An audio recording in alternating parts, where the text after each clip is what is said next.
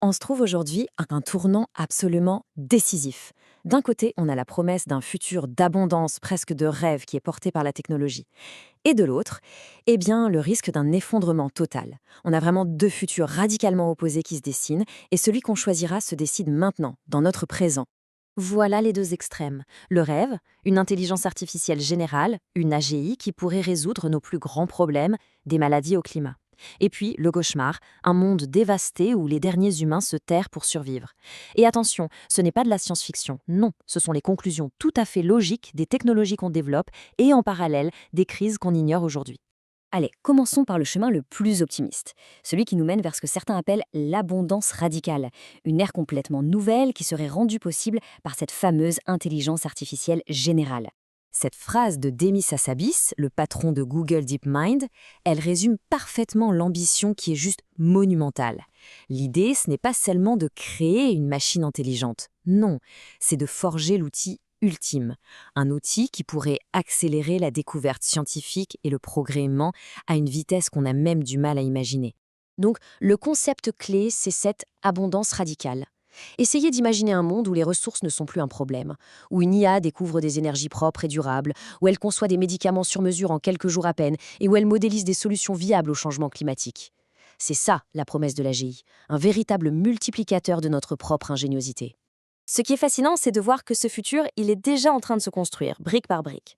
La toute première, c'est la maîtrise de la logique pure. Des systèmes comme AlphaProof sont développés pour avoir un raisonnement mathématique parfait, sans les fameuses hallucinations des IA qu'on connaît aujourd'hui. C'est la base indispensable pour construire la confiance. La deuxième brique, c'est la compréhension du vivant lui-même.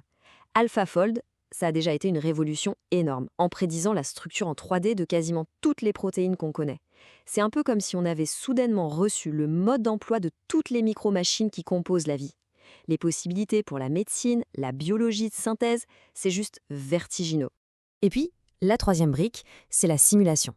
Avec ce qu'on appelle des modèles du monde, comme Genie 3, on peut créer des univers virtuels ultra réalistes sur demande. On peut y tester des hypothèses, y entraîner des robots sans aucun risque, ou explorer des scénarios hyper complexes. C'est un peu l'avènement du laboratoire infini. Le point vraiment crucial à retenir, c'est que l'ambition ici, ce n'est pas juste de faire un petit pas en avant. La vision, c'est celle d'une transformation totale, un bond de géant pour la civilisation qui pourrait, un jour, faire passer la révolution industrielle pour une simple anecdote de l'histoire. C'est une promesse absolument fascinante. On est d'accord. Mais elle part du principe qu'on va réussir à maîtriser ces outils et à résoudre nos problèmes actuels à temps. Parce qu'il y a un autre chemin, un chemin beaucoup, beaucoup plus sombre. Bon, explorons maintenant l'autre futur possible. Alors attention, il ne s'agit pas d'une prédiction, c'est plutôt un exercice de pensée, une sorte de mise en garde.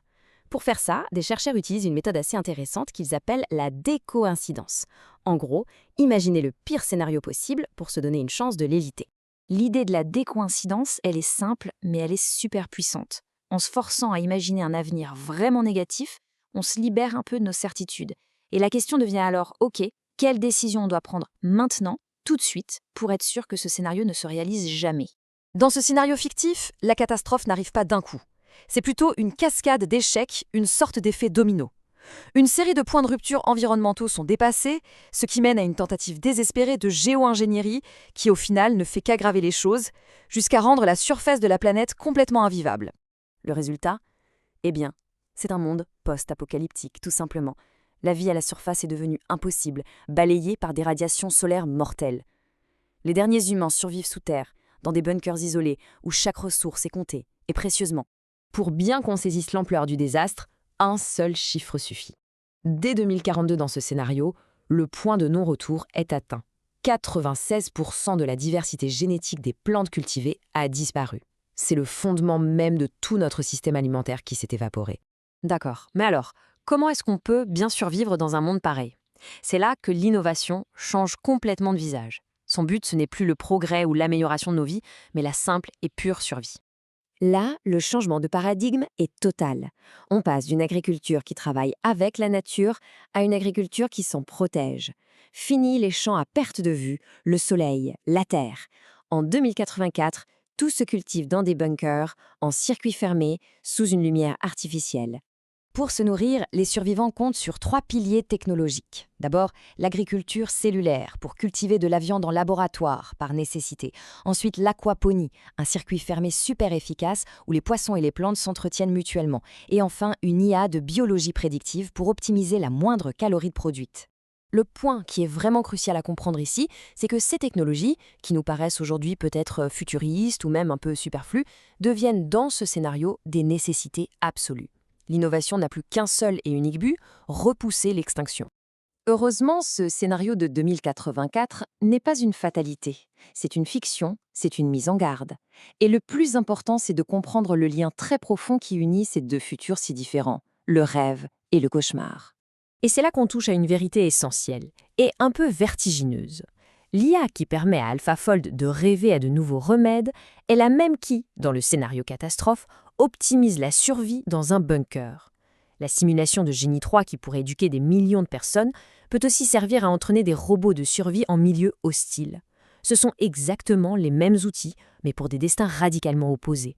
La technologie, en fait, c'est un amplificateur. Elle n'a pas de volonté propre. Elle amplifie nos priorités. La vraie question, c'est donc la suivante.